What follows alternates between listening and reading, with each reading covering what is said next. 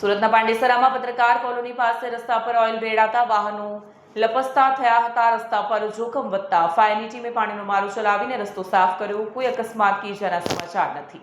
સુરત શહેરના પાંડેસરા વિસ્તારમાં આવેલી પત્રકાર કોલોની પાસેનો રોડ સોમવારે અચાનક અકસ્માતો માટે જોખમી બની ગયો હતો. કોઈ વાહનમાંથી રસ્તા પર ઓઇલ ફેલાઈ જતા સમગ્ર રોડ લપસણો થઈ ગયો, જેના કારણે દ્વિચક્રી અને 4 પૈયા વાહનો નિયંત્રણ ગુમાવતા હતા. આ અંગે સ્થાનિક લોકોએ તાત્કાલિક ફાયર વિભાગને જાણ કરી હતી. બનાવની ગંભીરતા સમજી ફાયરની ટીમ ઘટનાસ્થળે દોડી આવી અને પાણીના તીવ્ર દબાણથી રસ્તો સાફ કરવાની કામગીરી હાથ ધરી. ફાયર કર્મચારીઓએ અડધો કલાક સખત મહેનત કરી ઓઇલ ધોઈ કાઢ્યું હતું, જેથી રોડ પર વાહનોની સલામતી સુનિશ્ચિત થઈ શકે. સદનસીબે આ ઘટનામાં કોઈને ઈજા થઈ નથી. સ્થાનિકોએ ફાયર વિભાગની ઝડપી કાર્યવાહીની પ્રશંસા કરી છે અને વાહન ચાલકોને સમયસર સતર્ક રહેવા અપીલ કરી છે.